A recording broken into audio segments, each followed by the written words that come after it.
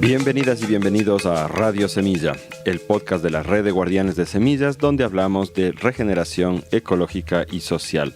Mi nombre es Javier Carrera y el día de hoy me acompaña Darío Proaño. Darío, junto con su esposa Nicola, han realizado por más de 20 años ya uno de los proyectos que yo más admiro en términos de permacultura y de regeneración ecológica y social. Lo han hecho en un valle muy pobre de la provincia de Manabí, justo frente al lugar donde en las costas se unen la corriente de Humboldt fría que viene del sur del continente y la corriente cálida del Niño que baja del norte. Es un paisaje mezclado entre zonas secas, bosques un poquito más húmedos, con suelos agotados por muchos años de abuso, donde existe una pobreza que llega a ser extrema. Y allí es donde ellos se han asentado y han logrado una transformación del territorio que es realmente ejemplar. Este es uno de los episodios que yo más esperaba grabar. Y es el episodio que cierra esta temporada de Radio Semilla, nuestra segunda temporada. Es increíble que ya estemos prácticamente 2 años trabajando con este podcast y con la esperanza, por supuesto, de que ayude a inspirar, a dar esperanza a quienes buscan un cambio en nuestra sociedad. Vamos a tener una pausa de alrededor de un par de meses, pero no dejamos de trabajar. Vamos a estar gestionando cuestiones administrativas y también preparando la nueva temporada. Queremos pedir a nuestros suscriptores que por favor no se bajen de la camioneta. Síganos apoyando porque esta temporada de trabajo es de hecho prácticamente más fuerte que la temporada en la que estamos normalmente grabando y presentándoles podcast. Si no eres todavía suscriptor de Radio Semilla, te pedimos que lo consideres. Nuestro contenido llega de forma gratuita a todo el mundo, pero dependemos del apoyo que tú nos des para poder sostener este sueño. Pueden encontrar nuestros enlaces en la página web www.radiosemilla.com. Pueden escucharnos en todos los servidores de podcast más importantes. No se olviden de seguirnos también en redes sociales, principalmente en Instagram. Y pues esperamos que tengan un descanso por estas fiestas de fin de año agradable. Si les faltan episodios por escuchar, este es el momento para ponerse al día. O también si a alguno les gustó mucho, por supuesto, ¿por qué no se lo repiten? Nos vemos en la siguiente temporada. Les avisaremos por todas nuestras redes. Me olvidaba también Telegram. En Telegram tenemos un grupo donde podemos discutir y opinar sobre cada uno de los episodios que van saliendo. Esto es Radio Semilla despidiéndose en su segunda temporada. Nos vemos próximamente. Saludos.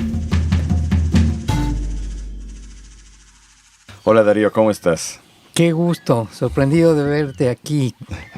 ¿Por qué sorprendido? Tantas veces que he venido. Bueno, por este interés particular de transmitir las experiencias de Río Muchacho. Es que merecen ser transmitidas. Pues ahorita, de hecho, estamos en la finca orgánica Río Muchacho, junto al río, que se llama Río Muchacho, en una cabaña preciosa de guadúa, de bambú, rodeados de vegetación, de árboles. Por ahí corren las ardillas, por ahí hay un montón de pájaros. Siempre ha sido bonito venir acá. Ya nos conocemos bastante tiempo, ¿no? Ya. No podría precisar la fecha, pero más de 20 y pico de años. Sí, son unos 20 años, alguna cosa así. Oh. Yo he podido ver cómo ha ido evolucionando. Y ahora eso es lo que quiero compartir con los compañeros. Darío Proaño es copropietario con tu esposa Nicola, de la finca orgánica Río Muchacho y de los procesos que han derivado de este lugar. Pero como siempre, antes de lanzarnos a hablar de la finca en sí, yo quisiera saber un poco de tu historia de vida para entender cómo llegaste a todo esto. Cuéntanos, por favor, ¿dónde naciste? Yo nací en Quito y mis años infantiles fueron con la influencia serrana. Y después me moví a Bahía de Caracas. ¿Más o menos cuándo naciste? En 1953, o sea que bordeando los 70 ahora. Qué bestia, Darío. Y todavía estás fuerte ahí. Ahí vamos. Darío, ¿qué te hizo venir a la costa y a qué edad viniste para acá? Yo llegué a Bahía a los 19 años, porque a mis 19 años ya tenía 2 niños. No digas. Un poco prematuro, tenía un hogar y se ofreció la oportunidad de iniciar un proyecto de turismo social en Bahía, con los laboratorios LIFE, con el diario El Comercio. Entonces construimos centros vacacionales Y esa idea innovadora en ese tiempo, ¿no?, fue la que me trajo a administrar esos centros vacacionales y dedicar mis primeros años ahí costeños en Bahía.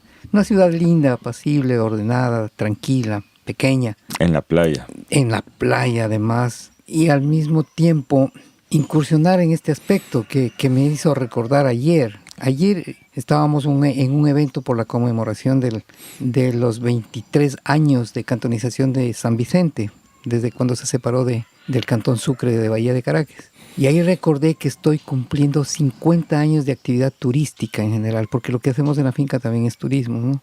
Entonces hemos trajinado un poquito en el tema. Esa fue mi formación inicial, ¿no? No habías tenido tiempo de estudiar turismo realmente, viniste aquí de la nada. Así es. Y me formé como técnico en servicios turísticos. Esa fue mi área de trabajo, pero siempre estaba inquieto, que no era así nomás, ¿no? Servicios solamente.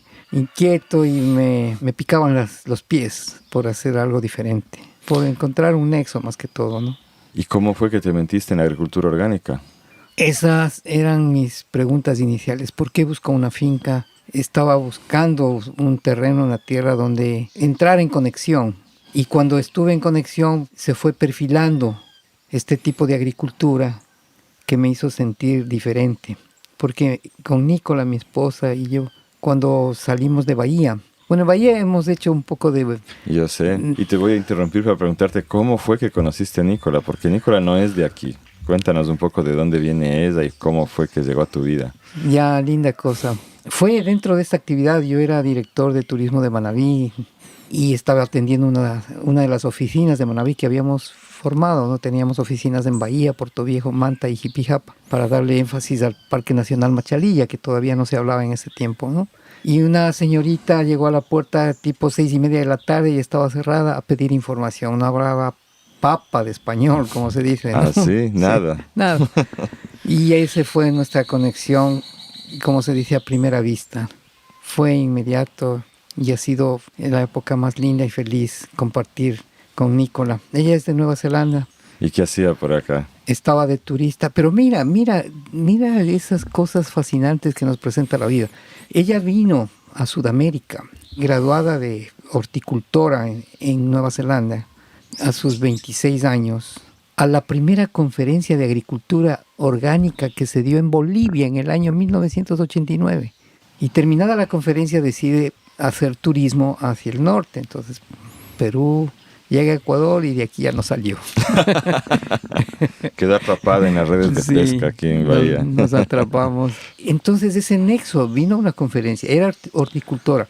Nueva Zelanda nos lleva, qué sé, 50 años en agricultura responsable, ¿no? Y esos temas fuimos conversando, pues, ¿no? Ahí medio entendiéndonos, porque yo tampoco hablaba inglés. Entonces, ¿cómo lo hacían? Sí. Y ahí fue surgiendo el empate, digámoslo así. Porque entre mi angustia existencial de conexión a una tierra, había comprado ya la finca, pero no estaba viviendo en la finca, porque no tenía una dirección, una visión todavía, una aplicabilidad. La compré por estar conectado. Venía de repente. Y la desesperación de querer cambiar las condiciones como estuvo, entonces nos hicieron enfocar en el tema de comida. En ese tiempo, pues, no se hablaba de alimentos orgánicos, pero como vegetarianos empezamos a darnos cuenta que estábamos más expuestos que el resto, porque en frutas y vegetales se estaba ya empezando la fuerte actividad de agrotóxicos, ¿no? Y Bahía no es una ciudad así de producción agrícola, porque tiene un ecosistema seco. Más bien se dedican al maíz, a la sandía, en los alrededores. Pero ya producción de alimentos, de vegetales, no se había visto. Entonces decidimos cambiar nuestra vida, ¿no? Alejarnos del sistema. Yo había vivido un tiempo arremetido por el sistema. Estaba incluido en esas cosas como burócrata, inclusive me tocaba convivir con el sistema y renuncié a todo. Bueno, tuve la oportunidad de manejar un proyecto de manejo de recursos costeros del PMRC con la Universidad de Rhode Island. Eso me permitió abrir mi espectro de comprensión del ambiente y de las culturas y de las comunidades. Y era un luchador empedernido, pero era contracorriente porque me di cuenta de toda la corrupción que existía para desaparecer los manglares, hacer camaroneras, hacer industrias, laboratorios en las playas, y yo me oponía, pero era solo, ¿no? Inclusive no tenía ni apoyo de la Dirección de Turismo, que en ese tiempo se llamaba Dituris, después se llamó CETUR, Corporación de Turismo adscrita a la presidencia, pero no tenía poder. Yo era íngrimo, botado solo, ¿no? Caminando en las comunidades de playas o de sitios de potencial turístico, tratando de agrupar a la gente.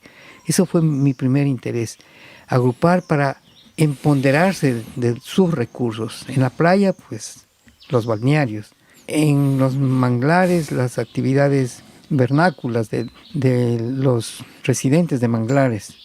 Entonces se fue formando asociaciones, grupos humanos para carboneros, para concheros, para darles identidad y que sobresalgan y que sean visibles, para que los que estaban empeñados en destruir los manglares se den cuenta que hay más atrás de los manglares, que en ese tiempo pensaban que no servía de nada. Y ahora sabemos que es el ecosistema más productivo del mundo, que todas las especies entran a los estuarios a reproducirse, a desovar. Y eso me dio una visión más amplia del contenido social y los recursos. Y así fue que se fue perfilando esa visión de manejo racional, ¿no? ¿Y esto de la camaronera orgánica es por esa época o después? Claro, pero fue después, porque ya vinimos con Nicolás Río Muchacho, hicimos todo el trabajo, no todo, pero empezamos el trabajo de regeneración. ¿Cómo era aquí cuando ustedes llegaron? Descríbenos un poco el valle en el que estamos y cómo eran las condiciones de la finca cuando llegaron.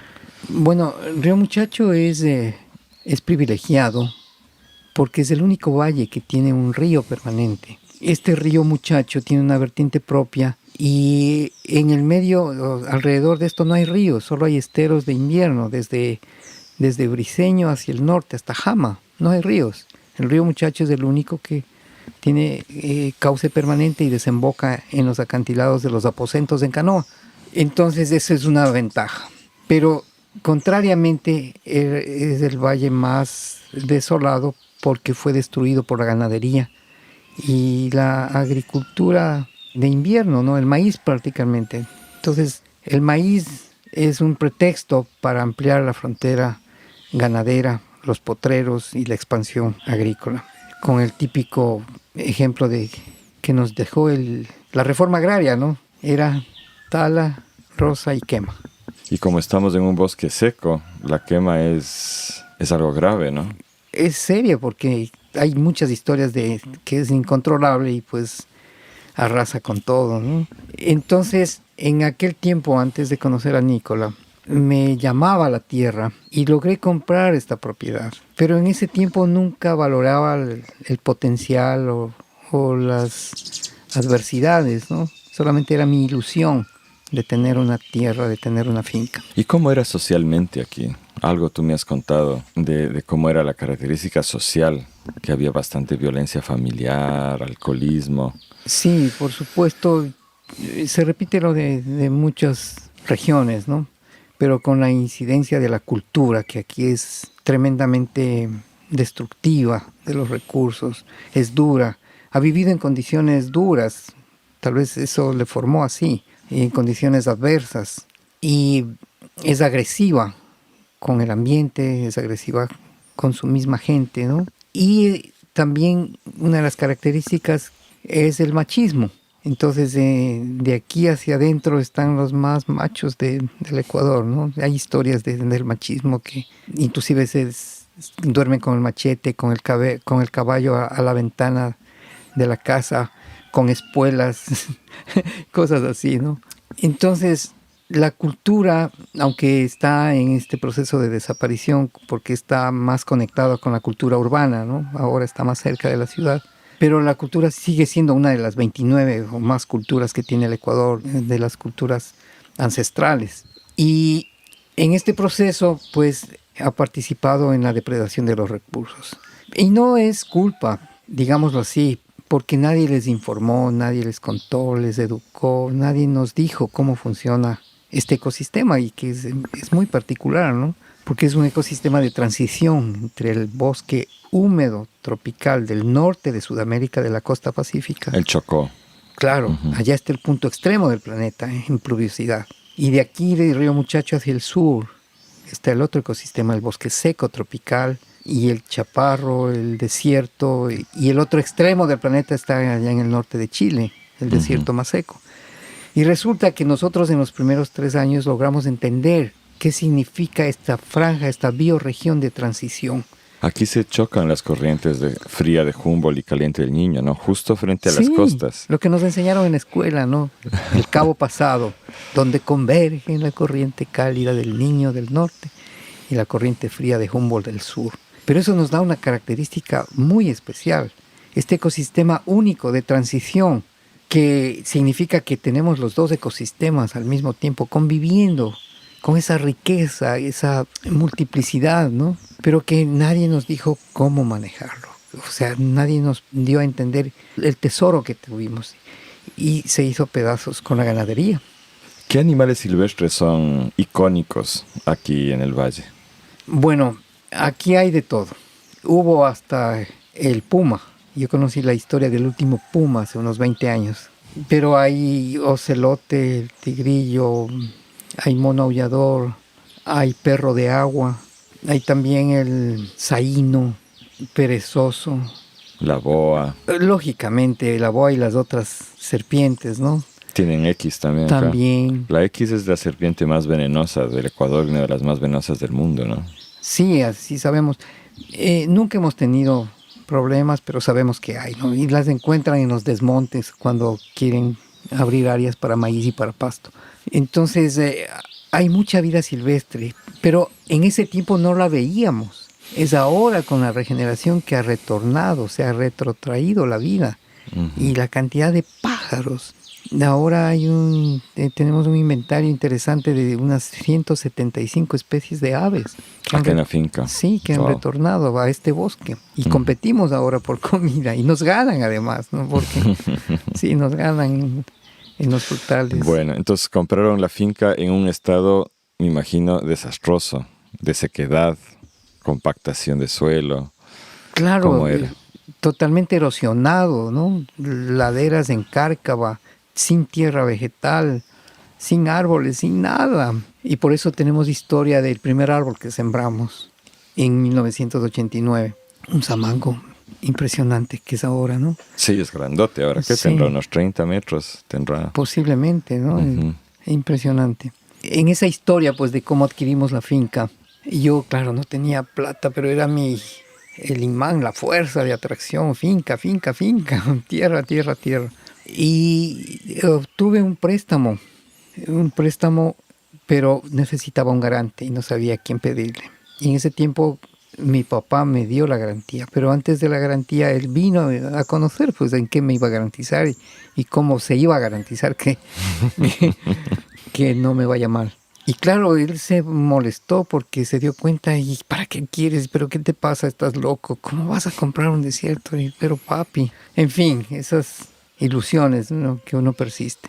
Y le convencí. Y con Nicola, pues ya cuando nos encontramos, vimos la oportunidad que este era el espacio en el que podíamos vivir. Podíamos aislarnos de ese sistema que empezaba a ser fuerte en la aplicación de químicos, la comida, y nadie estaba analizando, o al menos no era público un análisis de esa forma de producir los alimentos. En Europa se empezó a generar un movimiento ya de comida biológica. Tal es así que nuestros primeros visitantes, el primer visitante de Río Muchacho en el 91 me parece, fue un señor de Bélgica. Teníamos una casa en un árbol, justamente aquí atrás, en ese árbol de higuerón enorme sobre el río. Esa era nuestra casa. Pero alguien habló ya de que aquí hay unas personas que estaban cultivando alimentos sin químicos. Y ese interés le trajo a este primer personaje a visitarnos. No sé cómo llegó, pero llegó. No había camino, el único acceso era el río. Entraban a pie. Claro. Y no había electricidad, ninguna facilidad de ese tipo, ¿no? Y claro, él salió al día siguiente y después de eso entraron 2 austriacos a los cuales él contó. Y desde ahí empezó la actividad turística, ¿no? Se generó así de forma espontánea, con referencias de personales, y tuvimos que abandonar después la Casa del Árbol porque era el lugar donde teníamos que recibir a los turistas, y empezamos a construir una cabaña y otra, y como te digo, nunca pensamos en llegar a tener o hacer lo que hemos hecho ahora. El estilo de las construcciones es peculiar. Ustedes usan sobre todo caña, ¿no? Así es. Guadúa. Sí. Y los techos son de palma, de cade. Exactamente. Y nos ha hecho también aprender sobre estos métodos de bioconstrucción con la tecnología local y con los materiales de la zona. Y el muyuyo, el frutillo, la toquilla, en fin, dándole vistosidad a los materiales. Y yo sé que en la zona la caña sobre todo es vista como un material de pobres. Claro, es un material miserable. Nadie quiere hacer, si quiere un estatus, hace aquí cosas que resultan horribles, ¿no? El bloque de cemento. Un bloque con techo de zinc, un prototipo de hornos, y no sé cómo se puede vivir ahí. Pero es de estatus. Exactamente, porque quieren un estatus urbano. Entonces, en construcciones hemos aprendido mucho de la práctica, hemos obtenido experiencia de lo que funciona, lo que no funciona. El terremoto nos dio una lección también. Ya vamos a llegar más despuesito. Sí. Insisto en el tema de la camaronera orgánica. ¿Cuándo llegó eso? Ya, desde Río Muchacho empezó a generarse una influencia hacia el sector urbano más cercano, que era Bahía, ¿no? Entonces empezamos con el taller de ecopapel, el primer taller de reciclaje de papel de Sudamérica en ese tiempo, ¿no? Un taller artesanal, recuperando la basura. Igual la crítica, cómo es que esos recogen la basura para... ¿Y dónde recogían? ¿En Bahía? Bueno, creamos un sistema de oficinas, escuelas, copiadoras, donde poníamos nuestros recipientes para colectar el papel. Se creó un trabajo muy ético para un grupo de señoras que fueron desplazadas de los manglares. Esa fue la conexión, Ecopapel, el manglar raíces de Ecopapel. Y se hizo una cosa lindísima, increíble, ¿no? Uno de los logros más impresionantes de Ecopapel es haber hecho las tarjetas de invitación de este príncipe japonés, del matrimonio del príncipe japonés Naruhito, algo así. Que se casó allá en Japón. Que se casó en Japón y nos pidieron... No. Sí. Es porque al mismo tiempo se fue armando un grupo de el Slot Club, el Club de Perezosos. El Club de Perezosos. Que tuvo influencia fuerte en esa época, ¿no? Allá en Japón. En Japón. Nosotros fuimos fundadores del club aquí en Ecuador, del grupo de fundadores. Y también hicimos las monedas, el namakemono, los billetes para un grupo del Slot Club que tenía esta moneda alternativa. Todo eso fue hecho con Ecopapel, imagínate, ¿no? Entonces con Ecopapel después se llegó en el tema de la basura al mercado. Cómo separar los desechos orgánicos de la basura y cómo conducir esa basura a un sitio de reciclaje. Ahí se creó el primer basurero ecológico. En Bahía. En Bahía. Vino la primera ministra del Ambiente, Yolanda Cacabatze, a inaugurar el ecomercado y el área del sitio de reciclaje de materia orgánica. Y ahí se formó el primer tour que hicimos, porque teníamos una agencia de viajes, Guacamayo Tours, en Bahía, que operaba y daba identidad a Bahía con los temas ecológicos, pero con tours hechos con esta característica, un nicho muy estrecho, pero que le daba mucha identidad a Bahía, el Eco City Tour. Y finalmente llegamos a compostar las cabezas de camarón de una empacadora de camarones, que era un problema para Bahía por los malos olores, para hacer bokashis gigantescos y aprovechar esa materia orgánica y transformarla en abono. Eso ya fue conectado con la camaronera.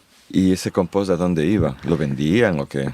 Ese compost iba para producir el alimento de camarón, porque en esa camaronera no se daba esos pellets sintetizados, sino que se hacía humus, y era humus, el detritus, digamos, que en forma natural el camarón se alimenta. Y con el criterio de que la camaronera de un amigo se interesó, venía a los fines de semana a Río Muchacho y veía la agricultura orgánica, y él se puso a preguntarnos cómo podríamos hacer acuicultura orgánica.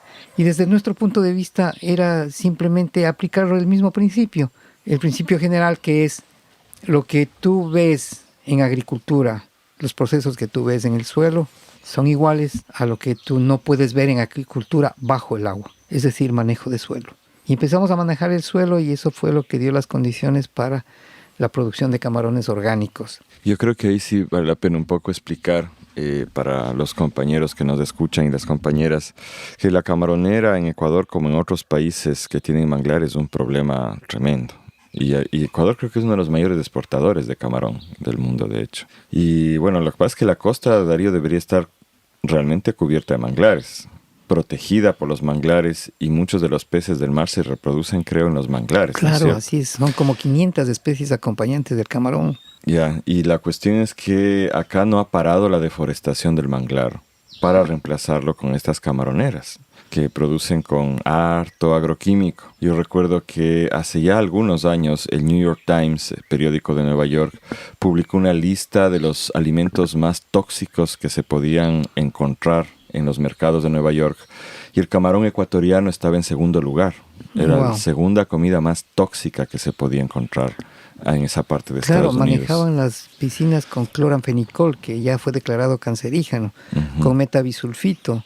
Sí, y ha sido una lucha de los pueblos del manglar tremenda en Ecuador por tratar de proteger el manglar contra la camaronera. Imagínate, 170,000 hectáreas de manglar fueron transformadas a camaroneras. Sí, eso es un dolor grande que tenemos en el país. Y entonces es interesante pues que esta persona por lo menos estaba interesado en una práctica distinta que no sea tan contaminante.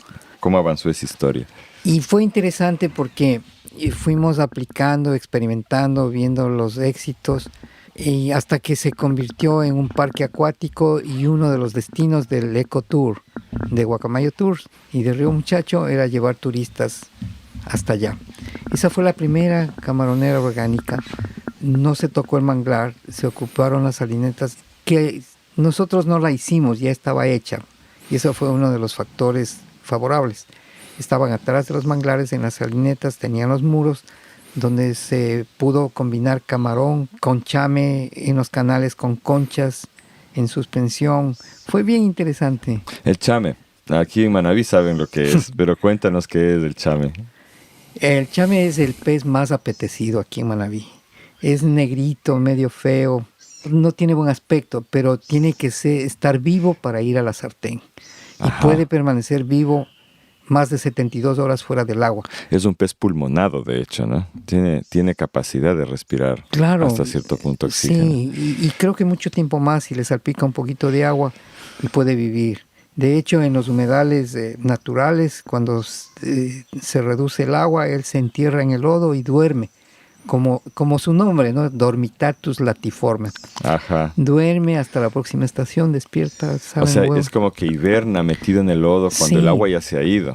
Y espera ahí en su nido que el agua vuelva a aparecer para él salir, ¿no? Es impresionante. Y esto de que es extraña su forma es porque es un pez muy primitivo, no sé si sabías, es muy, muy antiguo, pues. Y yo le tengo mucho interés porque algún día se hablará aquí en Radio Semilla del tema del experimento del arroz con patos. Pero nos parece que este pez era muy común en las antiguas chinampas, en los camellones que se hacían aquí en la costa. Porque era capaz de sobrevivir a la época de sequía, ¿no es cierto? Y después volver a salir. Entonces es todo un ícono el chame. Entonces me alegra mucho oír que se incluyó dentro del sistema que se sembró ahí, ¿no? Sí, porque esa camaronera estaba muy cerca, en la naciente del estuario, donde ya los manglares se pierden y empiezan los humedales, en la desembocadura del río Chone y Carrizal. Ya. Entonces fue un factor positivo para todo ese escenario, ¿no? Esa asociación y multiproductividad. Y esa camaronera tenía, con la visión de los dueños, no era nuestra, con Nicola y yo participamos en implementar un paquete, no me gusta la palabra, pero implementar un sistema de producción. Una permacultura de camaronera. Sí, imagínate, en ese tiempo, en 1995 estábamos cercanos a la Mancha Blanca, pasamos la Mancha Blanca. Cuenta un poco lo que es la Mancha Blanca. Claro, bueno, ya con el monocultivo de camarón y en grandes extensiones, se produjeron presencia y ataques de varios virus, ¿no? De lo que yo recuerdo, el virus de la gaviota fue el primero. Gaviotas que comían camarones, pero que transmitían un virus a otras piscinas y eso fue matando. Encontraron formas. Una bacteria que le daba sabor a choclo al camarón. En fin, y todo era como se hace en agricultura industrial. Nos sale un problema y buscan una solución química. Y después era un pavor que apareció un virus en el mundo que venía de Tailandia, creo, la mancha blanca, que arrasaba con todas las camaroneras. Y era una historia de los camaroneros. Ya llegó a Panamá, ya cruzó el canal. Entonces ya llegó al Pacífico y arrasó con todo.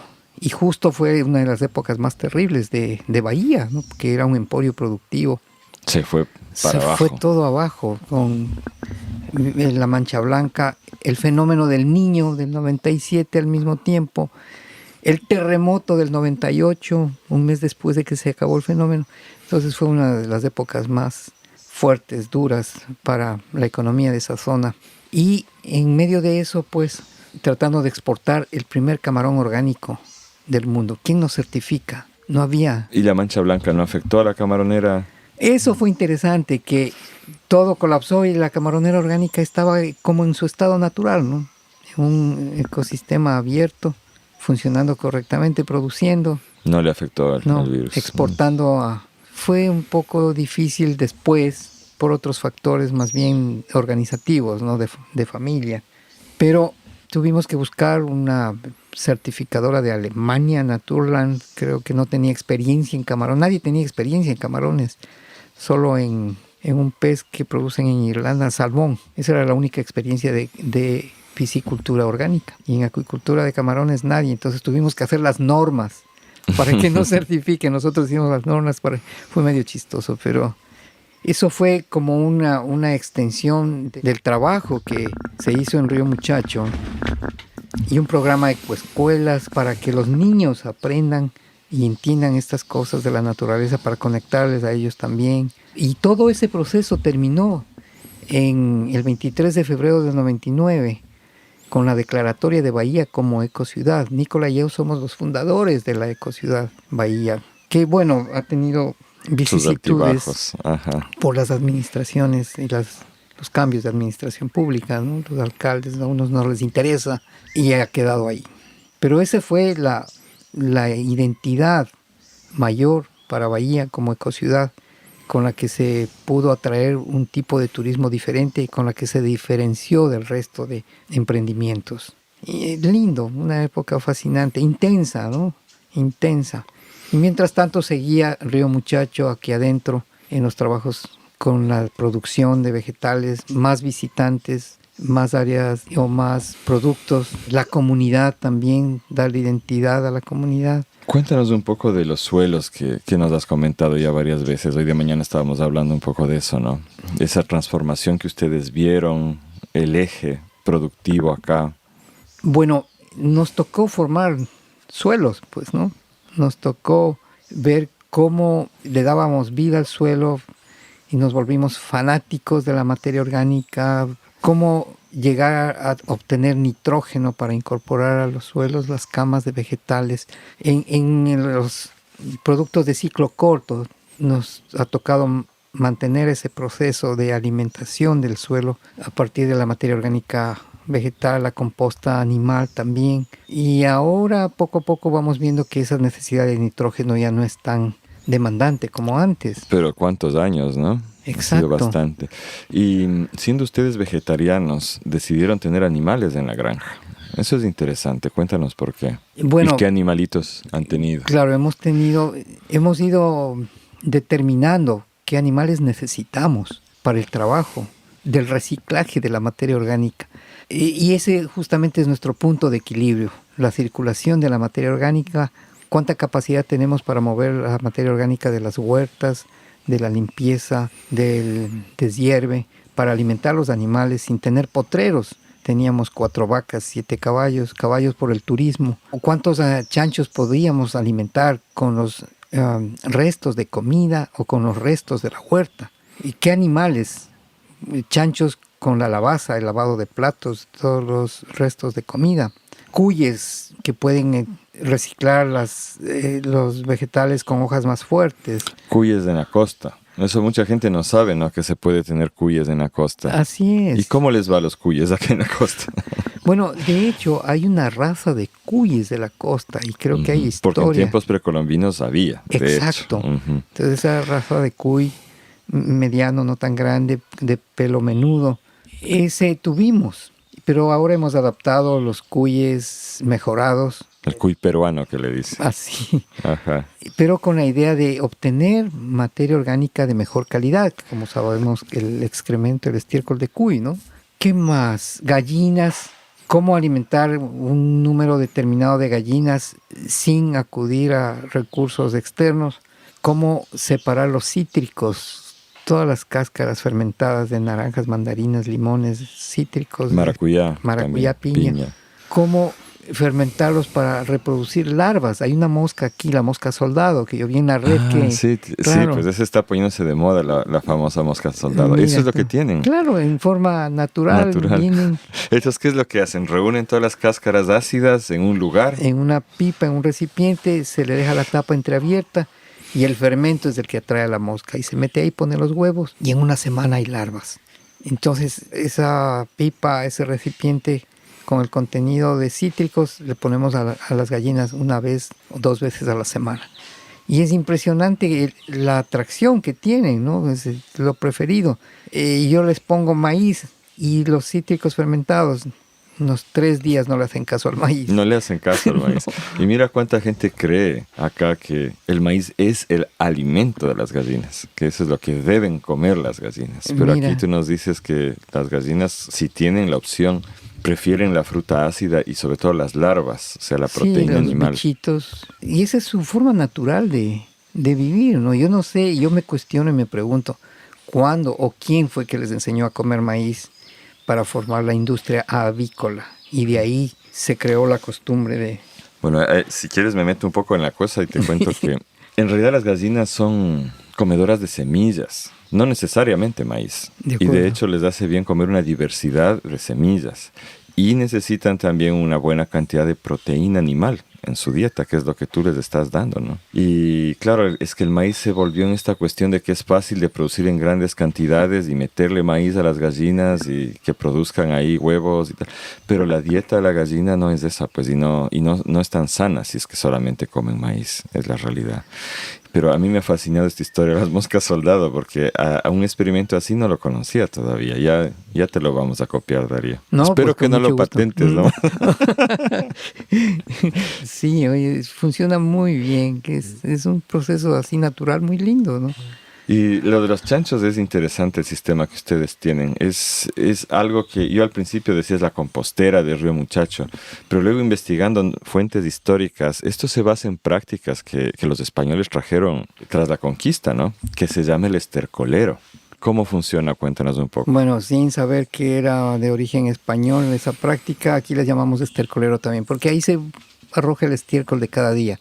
La primera cosa es que no usamos agua para limpiar. No se usa agua para limpiar las habitaciones de los chanchos.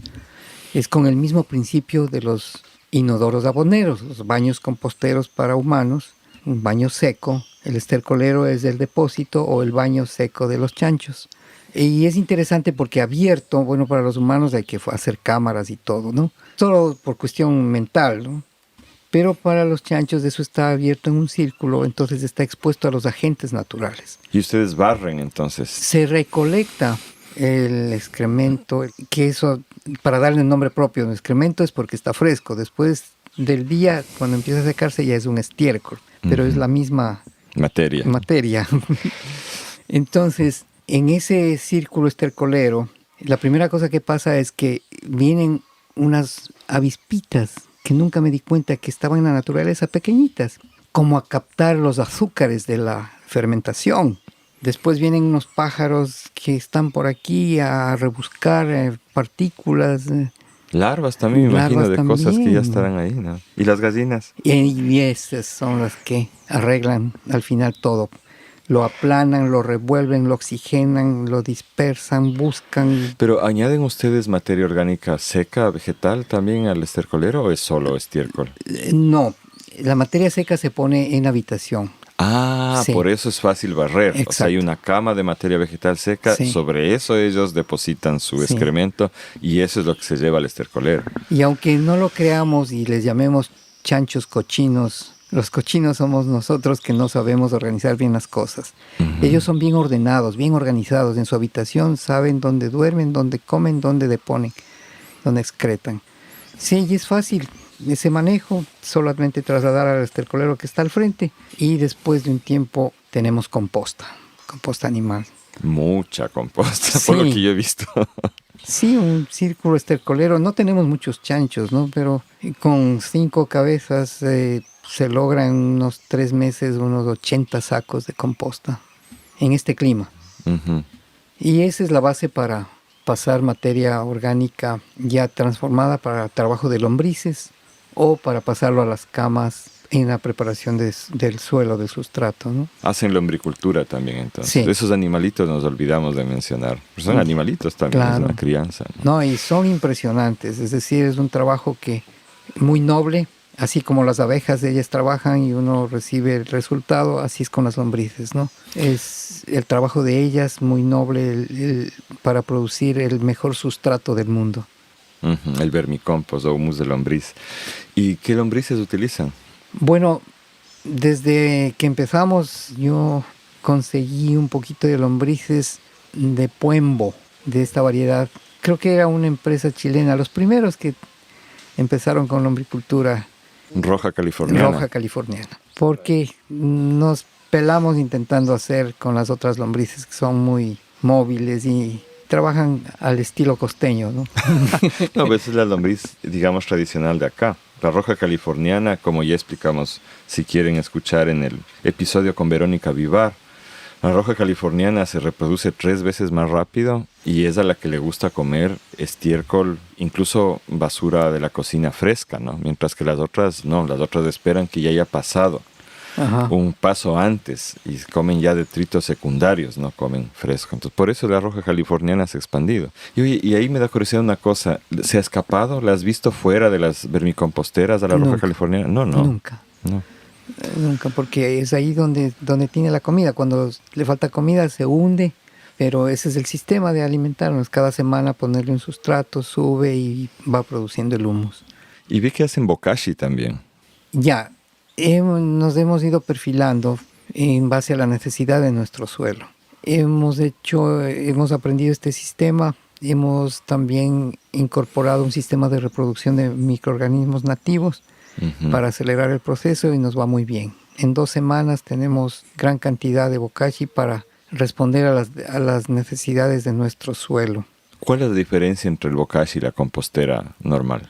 Bueno, una compostera puede ser una compostera vegetal, donde se acumulan, se ponen la materia orgánica y se le deja ahí con los agentes lluvia, sol, humedad y microorganismos de la zona, ¿no? En nuestro clima en 3 meses.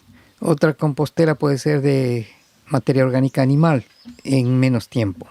Y el bokashi es una composta de mejor calidad, intervenida, acelerada por manejo humano para voltear y provocar la combustión bacteriana más rápido y también provocar la uniformidad de la descomposición. Ujú. Entonces ahí trabajan los microorganismos, se alimentan, se incorpora agua de melaza para que se alimenten los microorganismos también.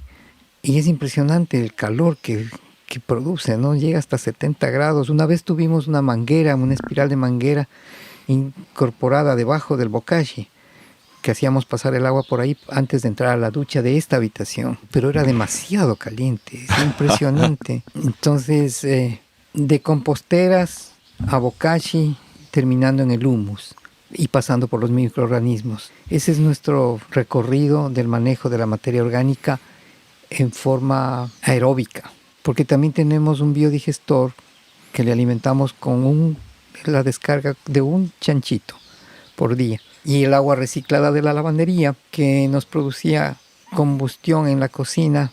Bueno, y ahora estamos usándolo para cocinar algún yuca o camote o plátano para los chanchos mismos, ¿no? Entonces, el chanchito provee la energía para cocinar la comida de los chanchitos. Sí, eso es lindo, es un proceso muy, muy noble y no es nada contaminante, ¿no?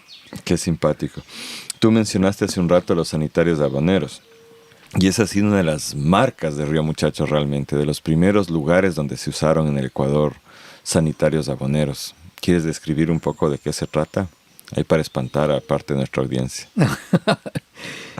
Bueno, obviamente que es medio... Bueno, el punto de partida que nos hizo analizar, adoptar este sistema, es que es vergonzoso que excretas humanas causan tanta contaminación porque son mezcladas con agua como una manera de ocultar un problema. Van a causar un problema en alguna otra parte, pero ahí en el baño solamente son 20 litros que se van y 20 más tarde, y cuántos en la familia. Bueno, ahora creo que hay tanques con agua ahorradores, pero en ese tiempo fue así. Si ahora un ecuatoriano promedio se gasta como 175 litros diarios de agua, el 80% es en el baño. Y además es el origen de muchos problemas de salud. Y en un lugar donde se han hecho proyectos de letrinas, pero que por los organismos de salud, en fin, ONGs, pero que le obligan a la gente a ir a buscar el agua para manejar esas letrinas, no es aplicable, no tiene sentido. Y viendo en forma natural cómo los animales lo hacen, el humano es el único ser que pone, bueno, aparte de los acuáticos, ¿no? Pero el único terrestre que pone sus excretas en agua. Es medio raro. Todos lo hacen en tierra y se transforman. Y el resultado es ese, materia orgánica asimilable para el suelo y las plantas. Entonces, así fuimos diseñando el primer baño que tiene ya más de 30 años, ¿no? Un baño de 2 cámaras. Hemos desarrollado ya 5 modelos de baños, un baño móvil, baños de cámara móvil, baños reforestadores, baños de asiento removible. Sí, ¿cómo es más cómodo? Ya el baño no está fuera de la habitación. El baño es parte de la cabaña. Es parte de la cabaña, ya. Y de esa manera se puede demostrar que es completamente inocuo, ¿no? Es una forma muy eficiente de solucionar el problema de desechos humanos. Y además que es lo más noble de todo es que es una materia que regresa al suelo, que puede ir a la tierra, que no necesita ser eliminada, desaparecida. Peor en agua, el recurso más escaso del planeta. Imagínate. Así es. Y ahora quisiera que me cuentes, en realidad uno de los temas que a mí más me interesa en el trabajo que han hecho.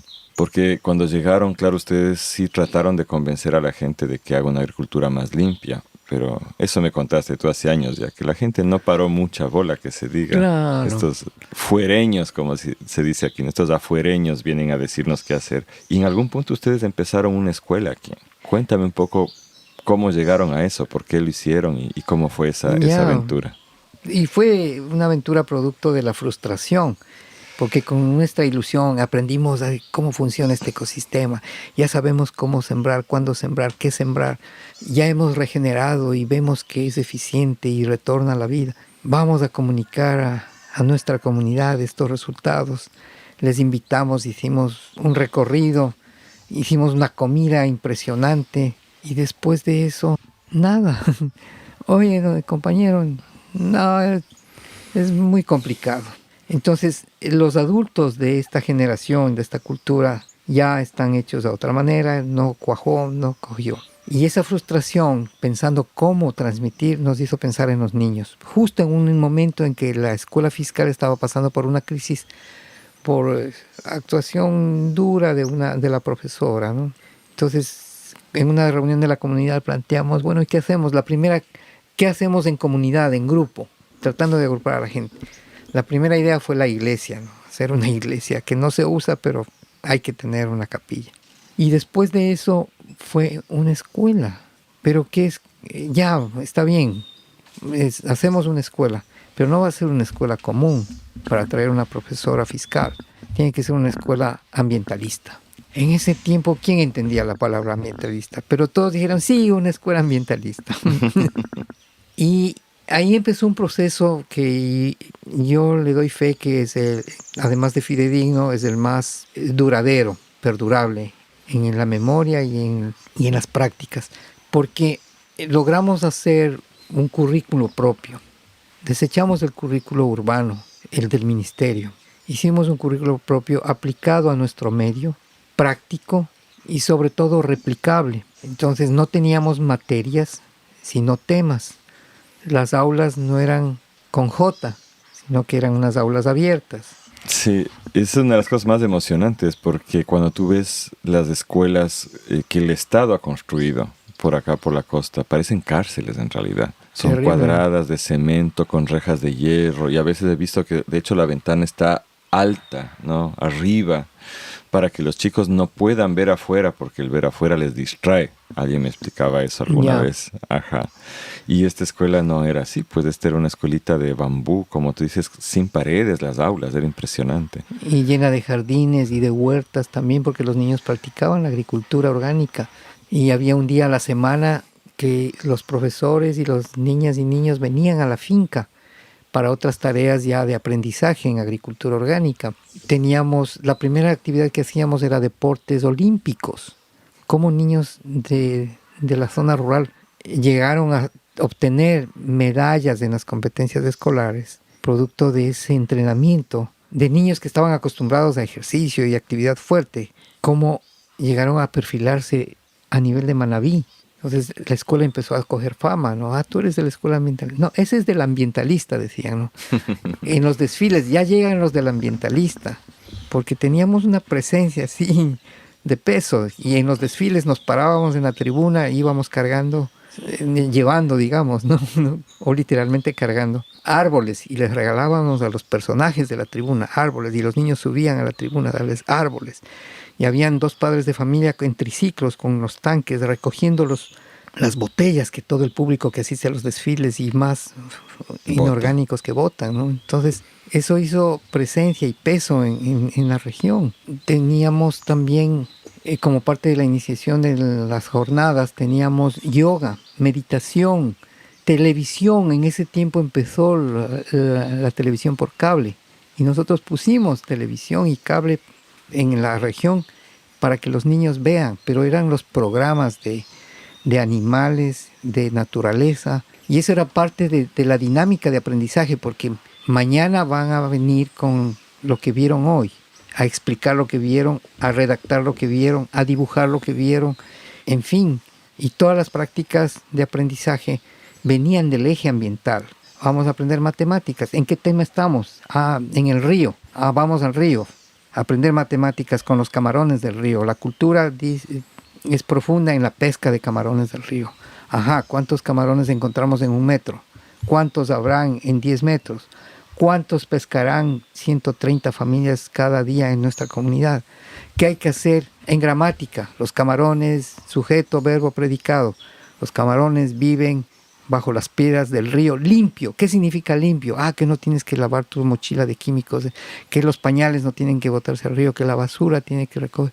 Entonces, todo ese criterio, ese concepto aplicado a la educación. No había notas, sino había evaluaciones, pero la evaluación era lo que el niño en su casa logró hacer según su nivel, ¿no? Si mal no recuerdo, en 6º grado era un círculo de plátanos. En 5º grado era eso, o en 5º era la compostera, en 6º el círculo de plátanos integrado con café, cacao, frutales, arroz, maní, pepinos, pimientos, en fin. Y en 7º grado era una pequeña huerta, el M22 le llamábamos. Era la maracuyá, que es la fruta que todo el mundo cultiva. En la maracuyá del papá, una sección preparada, separada para las prácticas del niño, con 22 plantas de comida, maíz, haba, habichuela, pepino, pimiento, zapallo, en fin, y otros nuevos que la gente aprendió a comer, como jengibre, ¿para qué? Cúrcuma, ¿para qué? Como albahaca, las hierbas medicinales. Cómo esa huertita, la M22, sirvió de educación, de inspiración y de sustento, porque algunos niños que terminaban, yo tengo relatos de 1 o 2 madres que me dijeron, no importa que mi hijo ya terminó la escuela, pero yo quiero seguir, porque ahí está la comida. Eso fue profundo, interesantísimo. Y llegamos a tener hasta el 10º grado, tratando de que los niños no migren de la comunidad, que por la educación a veces se da eso.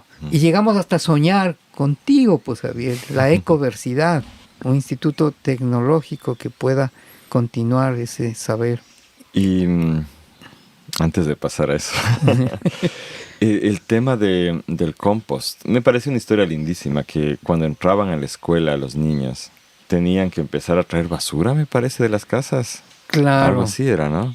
Le dábamos el trofeo al que mayor cantidad de basura traía, pero no era de cualquier parte, sino solo de su casa. Entonces ahí ellos aprendieron y lo pesábamos, ¿no? Que cuánto peso trajo Hugo Zambrano. Y lo pesábamos para que se den cuenta de lo pavoroso que estaba el paisaje invadido por plásticos. Y regresaban con compost a la casa después. Compost y plantas, porque al mismo tiempo teníamos el programa de fruta comida, semilla sembrada.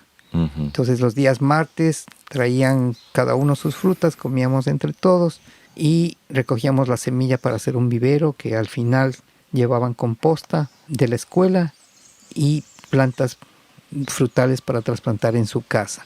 Y hasta ahora se acuerdan, ¿no? Yo hasta ahora tengo la palma de coco, el árbol de guanábana, en fin. Y ya chicos que han cambiado de estatus, ya son padres de familia, pero que se acuerdan de eso, ¿no? También otra cosa interesante fue que cocinaban en la escuela la comida, el almuerzo de todos. Había 1 o 2 madres que se turnaban cada día para preparar la comida. ¿Y cuál era la comida? Era vegetales, que empezaron y aprendieron a comer vegetales y a mejorar su dieta. Y obviamente eso lo vimos como resultado en la salud y en el crecimiento. En 20 y pico de años, creo que los últimos 7 años, habíamos puesto énfasis en el crecimiento. Les medíamos la altura al finalizar cada año y así podíamos tener información de cuánto crecían por año versus a los anteriores. Eso también fue un resultado visible, ¿no? O sea, se vio un aumento del crecimiento. Sí. ¿Y la reforestación? Tú me decías que hicieron reforestación con los guaguas. Claro. Bueno, una parte de la reforestación al principio la hacíamos con la participación de ellos y sus familias en las riberas del río, porque nos preocupaba la cuenca. Pero eso no tenía sentido muchas veces porque venía otro y cortaba para sembrar plátano, o simplemente no le ponían mucho interés porque es algo que ni los nietos lo iban a ver, según sus propias expresiones, ¿no? Por ejemplo, un árbol de Guayacán que necesita 50 años. Entonces pusimos énfasis y conectamos la reforestación con el plan de fruta, comida, semilla sembrada. Entonces sembraban árboles, reforestaban con frutas. Eso le da otro sentido, porque todo el mundo se preocupaba y ponle agua al aguacate. ¿Y qué pasó que no han limpiado el aguacate? Tiene otro sentido, o sea, y en la vida práctica es así, ¿no? Es totalmente diferente entre una reforestación de maderables con ideas monetarias a una reforestación con comida para soberanía. ¿Cuántos árboles calculas que se habrán sembrado desde la escuela a la final? No me atrevo. No te atreves. No me atrevo, pero muchos, muchísimos. Y el fin de año se entregaban todos los árboles que sobraban, ¿no? ¿Y cómo se financiaba la escuela y cuánto costaba entrar a esta escuela? Bueno, gracias por esa pregunta, porque fue parte clave del sostenimiento de la escuela. Los niños no pagaban nada. La escuela les daba los útiles y el uniforme. Ellos aportaban una cuota para los paseos. Esa era su cuota, ese era su pago por estar en la escuela. Porque cada mes salíamos de paseo con los niños a ver los elementos que necesitábamos visualizarlos para el estudio, para el aprendizaje, para el entendimiento del exterior. El financiamiento lo hacíamos de parte de la finca a través del turismo, porque guardábamos mínimo un 10% de todos los ingresos por turistas de la finca para pagar a los profesores, pagar los útiles, en los uniformes, en fin. Porque hay el criterio de que todos tenían el criterio de que debían estar identificados con un uniforme, ¿no? Nosotros no éramos partidarios de eso, pero era un pedido comunitario. Y así se distinguió la escuela también, es cierto, hacia afuera, ¿no? Y ese fue un esfuerzo lindo, un aporte muy, muy apasionado para que el trabajo de la finca se revierta con una visión social en la comunidad. Mira tú, no me había olvidado esa parte, cómo fue que sostuvimos la escuela, pero ese fue estrictamente un porcentaje, un diezmo, una contribución de los visitantes. Y a veces habrá sido más del 10%, me imagino, porque sostener una escuela es complejo, ¿no? Sí. Ese adicional eran a veces contribuciones de los familiares de mi esposa, de Nicola, de Nueva Zelanda. Nicola, te envío esto para la escuela. Y sí, ahí vamos pegando, soldando, tejiendo el sustento monetario para la escuela. ¿Y el cuerpo docente de dónde se lo sacaron? Porque no hay muchos profesores alternativos pues, en Ecuador. Bueno, no fueron profesores diferentes, fueron profesores normales que transformamos aquí. Sí. Les lavaban el cerebro ahí. Exactamente, un lavado, pero en práctica, en vivo, ¿no? Y estábamos muy vigilantes de que se cumpla y haciendo seguimiento. Y yo estaba todas las mañanas en la escuela apoyando ese proceso y haciendo historias y juegos con los niños porque queríamos que sea un sistema divertido. Y logramos extender este sistema divertido de aprendizaje a otras 16 comunidades de la región. No digas. Claro, porque se hicieron juegos, distracciones, dinámicas en base a bambú, acadia, materiales reciclables. Y con este enfoque y con grupos de voluntarios que programábamos, grupos grandes de voluntarios, para actuar en determinada comunidad, pero en escuela. Y en esa escuela hacíamos el baño compostero, abonero, hacíamos los juegos con llantas, una especie de trípode para escalar, hacíamos una mini huertita y hacíamos el círculo de bananos. Pero la primera cosa que hacíamos era la minga de recolección para dar el premio al niño que más plásticos recogía. Y era impresionante todo lo que salía. Botábamos todo en el centro de la escuela y ahora sí, vamos, separemos. ¿Esto es basura? Ah, no, esto es una hoja. ¿Esto de acá qué es? Plástico. ¿Esto es vidrio? ¿Dónde va? Fue un sistema vivencial de aprender sobre ese proceso, ¿no? Durante todo este tiempo, claro, Río Muchacho no recibía solo turistas, sino también voluntarios. Siempre había voluntarios aquí. Siempre ha habido, ahorita están ahí, ¿no? Entonces los voluntarios extranjeros venían, eran entrenados y los mandabas a las escuelas ahí que vayan a construir eso. Claro, nos íbamos. Esta semana, por lo general, duraba una semana la intervención. Se inauguraba con la minga y se terminaba con la inauguración de los juegos y una fiestita. Y eran los voluntarios una forma de integración cultural, ¿no? Entre ellos y la cultura local, los niños, y un aprendizaje conjunto. Fue muy dinámico, lindo proceso. Pero en la parte final, no final, pero una de las partes importantes es que llegamos a entender que quién educa a los educadores. No, ahí se paró el proceso. Y llegamos a tener 2 seminarios, 2 talleres de profesores de las escuelas comunitarias para enseñarles a ellos, aquí en la finca, cómo actuar frente a este problema que ya se venía, ¿no? Eso fue muy interesante. Yo te cuento que la primera vez que me llevaste a la escuela ambientalista, yo me sentí muy incómodo en realidad. ¿Por qué? Muy incómodo, Darío. Porque yo sí pasé, bueno, estuve en escuela alternativa unos años, pero pasé también por el sistema convencional. Y para mí la escuela debía ser un lugar que como niño odies. Ay, ay, ay. Y verles estos guaguas felices de ir a la escuela. Ya. Yo sentía que era una traición. Wow. ¿Cómo pueden estar felices de estar en la escuela? Y estaban tremendamente felices, con un cariño hacia ti, hacia los profesores, felices de estar ahí correteando, felices. Niños felices en la escuela era algo que para mí era contradictorio en lo más básico. Mira, el relato tuyo me recuerda una faceta en la complicada relación con el ministerio, que venía un supervisor. A ver, dígame, enséñeme en qué parte del currículo está. Y yo de frente tenía que decir, no, aquí no estamos, este es nuestro currículo. Entonces el inspector se hacía el ciego y durante años, y vino el supervisor, ¿qué pasa con esta escuela? Hay que cerrarla, ¿no? Entonces a inspeccionar todo, a ver, y se dieron cuenta que era otra cosa, que no tenía asidero en su esquema. Y mientras hablaban, bueno, terminamos y fuimos a comer y les brindamos la comida. Y me preguntan, ¿y esta comida han hecho especialmente por nuestra visita? No, todos los días los niños comen así, de diverso, rico. Y el otro, el supervisor, le codió al inspector. Pero mírales los ojos, mírales a los ojos, son felices. No, eso fue fascinante. Y aprendieron además, o sea, son felices y aprenden. Entonces sí, eso era maravilloso. Yo recuerdo también, no sé si fuiste tú o Nicola que me comentaba esta cuestión sobre la situación social que te pregunté al inicio.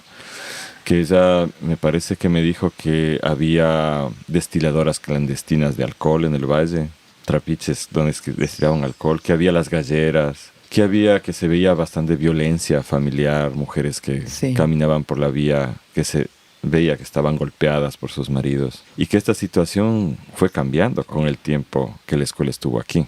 Indudablemente que tuvo una incidencia tan fuerte en el esquema social de la comunidad, porque se empezó a tomar en cuenta y a tener presente que más allá de esa relación dura y fuerte, pues había espacio para el respeto, para el agradecimiento, para los valores humanos, porque educábamos con valores cada semana o cada 15 días, un valor adoptado a la práctica viva en la escuela. La verdad. Ajá, niños, digan la verdad. Oye, yo recuerdo un caso tan impresionante que jugando con los niños, sentamos en el aula alrededor y yo en el centro contándoles una historia. Pero por casualidad en mi bolsillo estaba saliendo la punta de un billete de $20. Y en un momento me di cuenta que no me estaban atendiendo a mí, sino que estaban mirando el billete. Hasta que uno de los niños me dijo, se le va a caer el billete. Le dije, no importa, mejor, si se va a caer, mejor lo boto. Y lo dejé. No, me dijeron, recojan. No, todos saben, ahí está el billete. Se acabó el día, se acabó la historia, todos a sus casas y todos, don Darío, el billete. No, ahí lo dejo, mañana lo vengo a recoger. No puede ser. No, mañana no estará. No, ¿cómo que no estará? Ahí está, todos saben que ese billete es mío y no va a pasar nada. Tranquilos. Entonces, esa fue una linda lección de honestidad, ¿no? Y estaba el billete. Y al otro día todos vinieron más temprano, todos preocupados por él. Don Darío, cuando yo llegué, ahí está el billete. Nadie se lo llevó. Sí. Qué belleza. Sí, es un proceso de transformación social tremenda.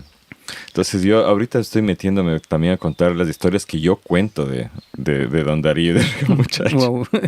Y me acuerdo una en la cual intervenimos un poco, ¿no? Que fue este año que conseguimos un pequeño financiamiento desde la red de Guardianes de Semillas. Y te dijimos lo que quieras hacer con eso. Y lo que tú decidiste fue que sea un premio para algunos estudiantes que se habían destacado. Y el premio era instalarles el sistema de riego por goteo en sus huertas, ¿no? Me parece que fueron tres a los cuales se les entregó eso. Y sucede que una de estas chicas, así es mi historia, verás, estoy ya inventándome qué es lo típico, a la final así es como los mitos se forman. Pero ahí me corregirás, pero una de estas chicas era hija de uno de tus mayores opositores. Exactamente. Que no quería por nada del mundo dejar los químicos y hacer agricultura orgánica, y que se te oponía aquí en la comuna constantemente. A lo largo de, hablamos muchos años, ¿no? Y tú me contaste que en una ocasión tú ibas con el carro por el camino y que este hombre te detuvo en el carro. Y que un poco te asustó el tema a ti. ¿Qué querrá? Y que bajaste el vidrio y él se acodó al vidrio y así en voz queda te dijo: Don Darío, usted tiene que ayudarme. ¿Por qué yo no te he hecho nada? ¿Qué pasó? Tiene que ayudarme porque es su responsabilidad. ¿Cómo puede ser, don Darío, que la huerta esa de mi hija esté produciendo mejor que la mía? Eso no puede ser, un golpe al orgullo, ¿no? Tiene que enseñarme esa pendejada. ¿Fue así o me estoy inventando? Exactamente así. ¡Qué memoria, Javier! ¡Qué genial! Es que son buenas historias, pues por eso me acuerdo. Claro, porque él me dijo que ¿cómo es posible que él gasta tanto en químicos y la maracuyá de él se muere?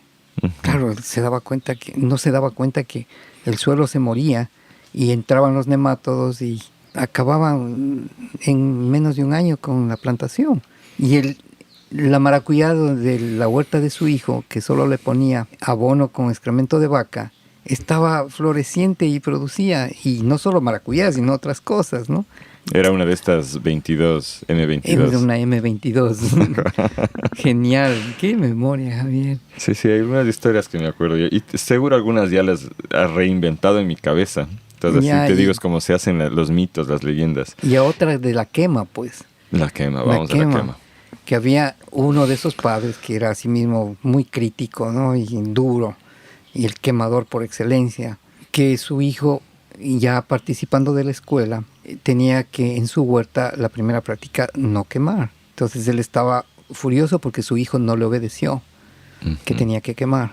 Pero después de pasado ese periodo, pues en la preparación del suelo de una próxima siembra, él fue con el machete a ayudarle a su hijo a limpiar las hierbas y se dio cuenta de lo suelto que estaba el suelo debajo de ese manto de hojas secas y de composta, de cobertura. Podía meter la mano y a 2 metros donde él tenía su cultivo estaba compactado y duro que ni con espeque podía sembrar el maíz. Entonces él públicamente dijo, tiene razón. Eso fue impresionante, una demostración fehaciente y eficiente de todo lo que estábamos enseñándole a su hijo. Imagínate. ¿Por qué cerró la escuela, Darío? Ya, sí, estamos contando de esto con tanta ilusión cuando llega el plomazo de que ¿por qué cerraron? Bueno, no la cerramos nosotros. El terremoto nos destruyó las estructuras. Una familia invadió la escuela, se apoderó de la escuela por la misma razón. Y el ministerio no nos dio el permiso para continuar. En esa época que estaban haciendo las escuelas del milenio y desapareciendo las escuelas comunitarias. Eso fue un proceso bien duro en el Ecuador, ¿no? Porque el planteamiento inicial de las escuelas del milenio fue muy bueno. Incluso se suponía que arquitectónicamente cada escuela iba a estar adaptada a la cultura y la ecología local. Uy. Eso es lo que dijeron al inicio. Pero a la final con lo que acabamos fue con el mismo mamotreto de cemento por todas partes del país. Y con algo que poco a poco se fue evidenciando que era un programa de desarticulación del programa de educación bilingüe en la sierra indígena, ¿no? Y de muchas de las escuelas rurales. Y que esto representó una afectación para el sector rural en el país porque las escuelas, estas chiquitas, manejadas en parte por los mismos padres, eran muchas cosas más. No solo eran la escuela. Allá en la sierra, en la Amazonía, por ejemplo, ahí se reunía la comunidad. Claro. Ahí eran las sesiones del cabildo. Ahí se celebraban las fiestas, las festividades, ¿no es cierto? Y muchas fueron cerradas en realidad para ser reemplazadas por estos gigantes de las escuelas del milenio, ¿no? Entonces a mí sí me dolió mucho ese proceso y justo, o sea, nunca hemos conversado de esto contigo en realidad, pero yo sí sentía que había ahí una coincidencia. Y ahora los chicos viajan hasta el pueblo de Canoa, ¿no? Para educarse ahí. Sí, fue incomprensible, no sé cómo podían manejar niñas, niños, cómo los padres podían desprenderse de niñas, niños de 5 o 6 años para enviarlos a Canoa, donde estaba la escuela del milenio, donde tenían que embarcarse en una camioneta, en el balde de una camioneta y sin el cuidado de nadie, no solamente el chofer, el conductor. Sí, eso fue uno de los primeros factores que afectó y muchos niños dejaron de estudiar. Dejaron de estudiar. Sí, recuerdo que aquí no sé si pasó lo mismo, pero inicialmente el Estado pagaba esas camionetas. Nunca pasó aquí. En la sierra sí, porque había lugares donde la gente tenía que caminar 2 horas, 4 horas para llegar a la escuela. Y el gobierno pagó esas camionetas hasta que luego dejó de pagar. Y ya no había la escuela rural en la comunidad. La gente tenía que caminar 4 horas para llegar a la escuela del milenio. Dejó de haber transporte. Hubo casos de niñas violadas en el camino, evidentemente. Y son cosas que, claro, lo sabemos a un nivel de anécdota, porque estudios sobre esto no creo que se han hecho realmente. Pero fue así, fue bien duro. Y una de esas escuelas que desapareció fue esta que acabamos de contar, ¿no? ¿Y tú no ves una esperanza de que algún día vuelva a abrir? Como tal, creo que no, las condiciones han cambiado y hay otro factor más que coincidió con el terremoto y el cierre de las escuelas comunitarias. Nos hicieron una carretera. En todo sentido puede significar algo diferente, que es progreso. No es progreso, desarrollo, usan la palabra desarrollo. Ajá, ¿no? Sí, ¿no? También progreso usan bastante. Ya, que no está en los términos de prosperidad, que es lo que buscamos las culturas ancestrales, ¿no? Las prácticas ancestrales. Y con ese criterio, pues, nadie estudió los impactos de una carretera, impactos culturales, ¿no? Y solamente hicieron la carretera, penetraron. Digo que inmediatamente se vieron esos impactos. La gente, la primera cosa que vimos es que ya dejaron los caballos, cambiaron a motos. Uh-huh. Los que podían manejar moto ya podían tener la facilidad de llegar a canoa. Claro, por llevar a los niños a la escuela de canoa, pero también por otras prácticas, digo yo, vacacionales, no sé cómo llamar. No, y entró la droga con fuerza también. Exacto.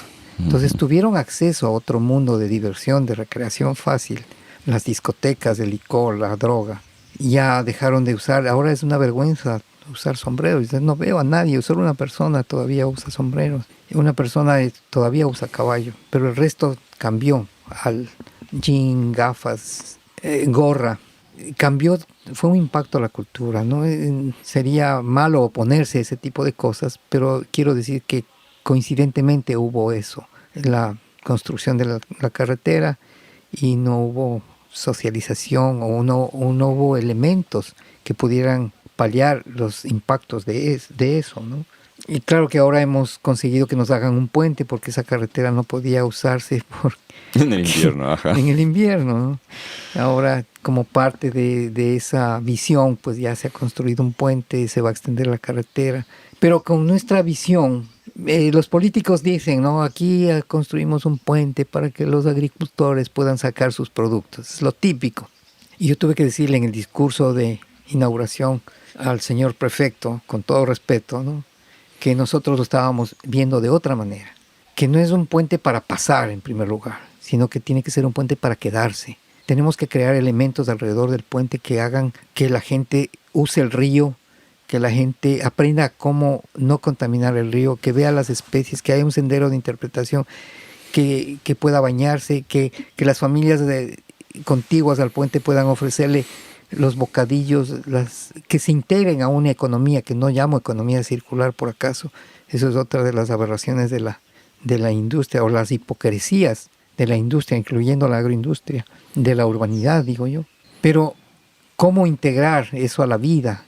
Un elemento que haya que la gente se quede. Que un puente no es un elemento, una vía para sacar los productos, sino que es una vía para que entre la gente a conocernos y a ver lo que estamos haciendo y a que aprendan de nuestras culturas y potenciar, apoyar esos emprendimientos que vienen por comer tortillas de maíz, y no hay quien cultive maíz amarillo porque solo con eso se hace tortillas. Uh-huh. Y que además tienen que cultivarlo sin químicos para que sea el concepto integral.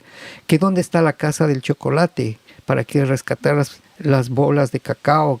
¿Dónde está la casa del café para rescatar lo que antes se hacía? Todo el mundo tenía café. Ahora volaron los cafetales por hacer potreros. ¿Dónde está, con la misma maracuyá, la casa del jugo, de la mermelada, pero orgánico? Desarrollo local. Por favor, prosperidad de la gente al lado de todos estos elementos. Oye, y de los chicos que estudiaron, ¿cuántos años tuvo la escuela a la final? ¿20? 23. 23 años. Los chicos que se fueron graduando ahí, ¿tú sientes que en ellos quedó algo, una diferencia? Ahora que ya han tenido el chance de ir a probar esas mieles de la vida moderna, ¿cómo les ves tú? Esa es una de las satisfacciones que nos quedan. Prácticamente se educaron 2 generaciones, ¿no? Porque también los hijos de los primeros alumnos egresados ya entraron a la escuela. Y los hijos nuestros también, pues, Rafi, Florence, los mellizos de 4 añitos con su mochila y yendo a la escuela, que era lindo para compartir. Pero en la evaluación actual, nosotros nos damos cuenta que hay una gran diferencia entre los chicos que asistieron, que se educaron, que se prepararon en la escuela, versus los nuevos o los que no estuvieron, ¿no? Definitivamente hay una visión diferente, hay un contenido, hay una actuación también diferente. Hay chicos que están, jóvenes que están pidiendo a sus padres, dame un pedacito de tierra que quiero hacer las cosas a mi manera, o yo quiero sembrar tal cosa. Y ha surgido un mini movimiento que hemos logrado agrupar en 18 jóvenes. Se llama el Agrobío. Uh-huh. Un grupito de jóvenes que están esperanzados, están ilusionados con hacer algo diferente. Y el Agrobío ya recibió su primer aporte de una organización de la cooperación internacional de Italia, ¿no? Un proyecto de pollos y chanchos, lo típico, pero que logramos deformarle un poquito, uh-huh, ¿sí?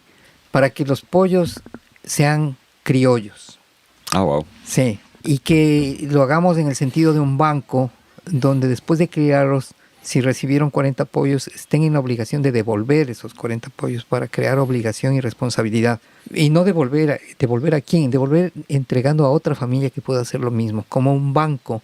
Y también lechonas para reproducción, con el mismo criterio, pero para recordar la forma tradicional, porque siempre se ha tenido chanchos en las casas campesinas, porque son, en primer lugar, animales que ayudan a limpiar la casa, a recuperar los restos de comida y de todo, ¿no? Cómo alimentar a un chancho sin insumos externos.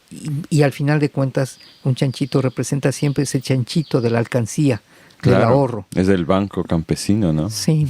Entonces, es un lindo efecto de esa época donde los jóvenes tuvieron otra visión, se expusieron a otros elementos de juicio y de raciocinio, y cómo ahora tienen la oportunidad de aplicar. Aquí en la finca también hay todos los chicos que trabajan, son egresados de la escuela ambientalista y se relacionan, mira cómo se relacionan, como se dice, vis a vis, al mismo nivel, con los visitantes extranjeros que hablen o no hablen español.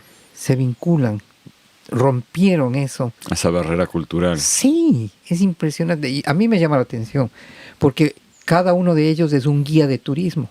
Las señoras son maestras de gastronomía local, les enseñan cómo hacer las cosas, cómo cocinar, y hay cómo un tema hacer el de chocolate. Dignidad también esto, o sea, ese aplomo, esa dignidad que uno tiene de sí mismo, ¿no? De esa educación con respeto que recibieron. Tienes razón. Darío, me olvidé de un tema que sí quería preguntarte. Tú me dijiste alguna vez que también reforestaron manglar, ¿no es cierto? Claro. De Bahía para adentro. Sí. Y seguían con la agencia de turismo, de hecho. Claro. ¿Cómo fue eso la reforestación manglar? ¿Cuánto lograron reforestar? Mira, eso tuvo también un origen, una historia, justamente en la época de las camaroneras, de la expansión de la industria camaronera. Porque mediante el turismo y esa operación, que en ese tiempo era turismo ético, turismo para un planeta mejor se llamaba, logramos parar las intenciones de comerse unas islas de manglar en el estuario, las Islas Fragatas. Le pusimos nombre, armamos visitas con los estudiantes, con los niños de las escuelas. Entonces la gente se dio cuenta que era un recurso que se iba a perder y se opuso, se causó resistencia a ese proyecto. La Isla Corazón, que ahora es un proyecto de turismo comunitario, empezó así.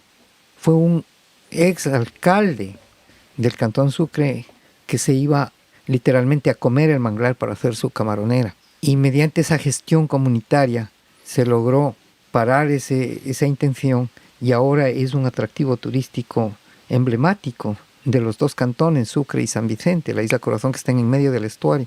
Es muy bonito, de hecho. Sí, y es operado por los pescadores de la asociación que formamos, ¿no? Se formó como parte del proyecto de manejo de recursos costeros. Eso fue fascinante porque uno de los procesos culminantes fue la elaboración de un acuerdo de usuarios. ¿Te imaginas sentarte el pescador, el guarichero, el carbonero con el dueño de un hotel, de las autoridades, del capitán del puerto, el camaronero, entre todos poniéndonos de acuerdo hasta dónde puedes tú, qué puedes, cómo puedes hacerlo para que no dañe la vida y la actividad del resto? Dentro de un plan de manejo sostenible, entiendo. Exacto, ese era el plan de manejo de recursos costeros y una zona especial de manejo. Entonces, como parte de eso, logramos el primer ejemplo de destrucción de manglar, que lo detectamos con prensa y todo, ¿no? Fue una afectación inclusive a un político que ocupaba la más alta dignidad de una de las funciones del Estado. Y bueno, él se dio cuenta que había presión comunitaria y presión de medios, y él aceptó, en compensación del daño hecho, aceptó y firmó con las comunidades un acuerdo de reforestación, 10 hectáreas, pero de ahí las comunidades se unieron y la Isla Corazón, que tenía forma de corazón, realmente ahora ya no la tiene, está deformado, porque ha crecido casi en 300 hectáreas. Es chuta. El área de regeneración producto de la reforestación comunitaria y de algunos camaroneros que se comprometieron en ese sistema de compensación. Qué brutal. Compensación ambiental. 300 hectáreas, está bastante. Y no hay ley. O sea, son procesos comunitarios, sociales, donde la ley inclusive no es aplicable, porque había una ley de defensa del manglar, siempre fue la ley forestal, y mira a dónde llegó. Y sin ley, solamente con acuerdo, se logró esa recuperación. Acuerdo y participación, ¿no? Ujú. ¿Y siguen manteniendo eso ahí? Sí, eso está ahí como zona de reserva. Está declarada zona de reserva de reproducción faunística, creo que se llama. Increíble. Y ahí se hace turismo comunitario. Bueno, llegamos a febrero del 2016. Río Muchacho estaba así lleno de cabañas, gente, voluntarios, todo. Y ahí es cuando nos cayó el terremoto, ¿no? ¿Quieres contar un poco cómo fue esa experiencia aquí? Bueno, muy dramático, ¿no? En lo personal y en lo local, en la comunidad. Muy dramático. 16 de abril. Ah, era en abril. Abril Yo pensaba que era 16, febrero. 6 y 55. Ujú. Creo que casi 2 minutos de movimiento. En la noche, al inicio En de la la noche. Y tal vez no estaríamos conversando este rato, porque yo me salvé. Perdón que cuente esto. No tienes que contarlo, dale. Porque esa tarde era un sábado y yo tenía que irme. Antes, como no teníamos internet aquí, Nicola o yo, pero más ella que yo, salíamos a Canoa, donde teníamos la oficina de Río Muchacho, a enlazarnos y hacer las conexiones comerciales. Pero ese día, uno de nuestros hijos mellizos, el Rafi Florence se llama, ¿no? Rafi me dijo que vamos al río, pero en el momento de ir al río, yo me olvidé y me estaba despidiendo porque tenía que ir a la oficina de Canoa, a atender la oficina de Canoa. Y él se puso malito, se encaprichó, le dio una pataleta. Total, le dije a Nicola, mira, en realidad, ¿qué hago yéndome el sábado, 5 de la tarde, a Canoa? Sábado que no estaba el taller de Ecopapel, no había más gente, no pasa nada, le dije. Me quedo, vamos, Rafi, al río. Te salvó tu hijo. En una sola palabra. Porque después del río subimos a comer, estábamos cenando en la casa, en la mesa, el niño se quedó dormido sobre el plato del cansancio del río, le llevé a la cama y en ese momento empezó el movimiento y con la otra niña en brazos, fue fuerte. Cómo se movió eso, que no podíamos sostenernos, nos tumbaba, nos lanzaba 3 metros, nos parábamos allá y otra vez para el otro lado y todo se cayó, se fue la luz, en fin.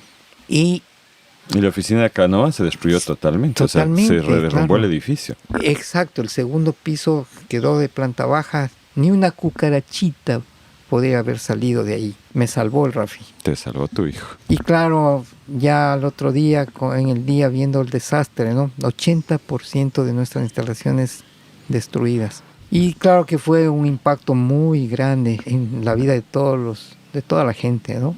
Y quiero mencionar la parte, digamos una parte, aunque no se puede evaluar realmente, pero en sentido práctico yo quiero decir que ahora estamos mejor que antes del terremoto. Nos ha tocado poner retro, 5 años trabajar lo que hicimos en 30 años. Nos ha tocado duro, sin recursos, sin ninguna ayuda, porque todo lo que habían ofrecido, que venían los ministerios de esto, las organizaciones en que le ayudo, venga, le inscribo, hasta un punto que ya nos causaba fastidio a todos, ¿no? Que viene otro y registro y ofrecimientos. Nunca llegó ninguna ayuda, absolutamente nada. Y todo con el esfuerzo propio de la reinversión hemos ido recuperando. Estamos mejor que antes, estamos más integrados en la parte permacultural, en el concepto y el criterio permacultural, estamos más integrados y nos ha permitido esforzarnos más. Es como cuando a uno le dan un premio, pero al revés, ¿sí? Que un premio, un reconocimiento le obliga a perfilarse y seguir siendo visible, esforzarse más. Pero este es un premio en el otro sentido, ¿no? Uno se premia a sí mismo poniendo más energía. ¿Ecopapel pudo continuar? Ahorita está detenido.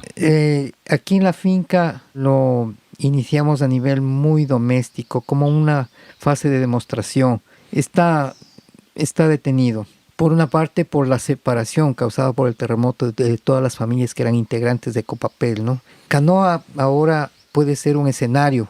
Y de hecho hay un grupito de señoras con las que hemos hecho una huerta urbana. La primera huerta urbana de Canoa fue una extensión de Río Muchacho, una extensión visible para un grupo de señoras que están actuando lindo en ese sentido, ¿no? Les damos semillas, ellas se preocupan de la producción, les asistimos. Ahora estamos en una segunda fase y es un lindo ejemplo que ha motivado reacciones muy positivas de gente que quiere hacer lo mismo. y nos han dicho, si yo hago una huerta, me ayuda, ¿cómo me puede ayudar? Y hay un grupito de personas que se han beneficiado de otro tipo de proyectos por ser parte de la huerta urbana. Y la huerta urbana, siendo que las señoras lograron obtener un terreno de la iglesia, de las monjitas, que no lo usaban para nada, eso ha sido un escenario de aprendizaje colectivo. ¿Cómo es posible la cantidad de comida que produjeron? Nosotros les ayudamos también con el sistema de irrigación y un poco de asistencia, y entre ellas solitas han logrado producir comida. Y eso ha sido un ejemplo en Canoa, que hay muchos conflictos de orden social ahí, ¿no? Ujú.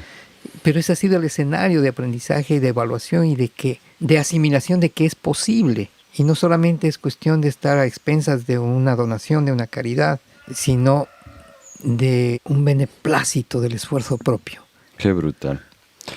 Darío, para ir concluyendo, yo sí te quiero decir algo. Para mí, ¿por qué yo cuento historias de Río Muchacho? Porque es uno de los ejemplos más fuertes que yo he podido ver de lo que puede hacer, en este caso, una pareja de personas, tú y Nicola, que están decididos de que no hay otro camino que el cambio, y que se arriesgan, y que queman sus naves, y que se meten en un valle con otra cultura, sin acceso, con condiciones extremas, extremadamente difíciles, como las tuvieron ustedes aquí al inicio, ¿no? Con el suelo destrozado, sin comunicación, así, y buscando la forma, ¿sí? Porque al inicio de la escuela no era el plan. Buscando la forma, pueden llegar a transformar un territorio entero. Y eso es realmente admirable. Y para mí era bien importante grabar este episodio, porque yo también en los años que he venido acá he notado que tú no cuentas esta historia. Mira, tú. Ajá, sí señor. Que yo he conversado Perdón. aquí con turistas, con voluntarios en realidad. He conversado así que no tenían idea de lo que en lo que estaban participando. Entonces yo honro tu humildad, pero al mismo tiempo era necesario contar esto. Era Qué necesario. genial. Y yo confío en que todavía tengas esa energía, porque se han levantado después del terremoto, ¿no? Que aquí, como tú dijiste, les destruyó el 80% de la infraestructura. Y aquí está todavía Río Muchacho. Y yo honestamente espero que todo esto que se han esforzado tanto en crear tenga un futuro grande y que quede en manos de personas que lo puedan llevar adelante. Y como yo sé la historia, y ahorita también ya la van a saber los oyentes, yo sí te quiero agradecer a nombre de todo esto, Ay, de este qué río, de esta lindo. gente, por todo el trabajo que han hecho, que ha sido maravilloso. Y sé que Nicola no está ahorita en el país, pero espero que ya volverá o que se volverán a encontrar y puedas estar con tu familia de nuevo. Muchas gracias por darnos Qué este lindo, espacio. Javier. Y Mira, no sé si quieres decir algo para despedirte. no, casi me quedo mudo, sin palabras al escuchar tu apreciación de todo este proceso. No me imaginaba que tenías esta dimensión de todo lo que estaba pasando. Y te agradezco por el interés, ¿no? de difundir una experiencia que, más allá de los micrófonos, pueda inspirar a alguien. Si es que logramos, tú y yo, y los otros guardianes y los demás emprendimientos que se están multiplicando ahora por todas partes, lo que me hace pensar que cuántos han pasado por Río Muchacho, a los que hemos logrado inspirar, que se han quedado, que han comprado fincas, que se han casado con nacionales, lo que me hace pensar que cuántos más pueden ser motivo de inspiración para llegar y hacer algo concreto por sus vidas. No solamente esa cosa romántica por el planeta, es por la vida de cada uno, porque si uno cambia, es parte del proceso de cambio importante. Si no, no pasa nada. Entonces yo te agradezco inmensamente, Javier, con un gran abrazo por tu visión y por tu afán de que se conozca algo que con humildad no puede repercutir en lo que con difusión puede lograr. Ya, Darío. Entonces esperemos que de hecho esto ayude. También sea un granito de arena más a que Río Muchacho pueda seguir fluyendo. Claro que sí, y yo quisiera que una de las primeras personas que va a tener que escuchar este programa es Nicola. Ahí a esa distancia en Nueva Zelanda le vamos a comunicar para que ella esté pendiente, porque ella es parte de todo esto, es Por parte supuesto. ausente ahora, pero es parte importante. Y quiero decir que atrás de la tierra, atrás del afán, de la dedicación, de la vida, está el amor que fue el amor que nosotros pudimos sembrar en este sustrato para que florezca y llegue a este nivel. Sin duda, el amor entre ustedes Sí. se transmitió a todo esto. Gracias, Darío, y gracias, compañeros y compañeras oyentes. Espero que les haya emocionado este episodio tanto como me emocionó a mí. Y como siempre, nos vemos la próxima. Muchas Chao. gracias.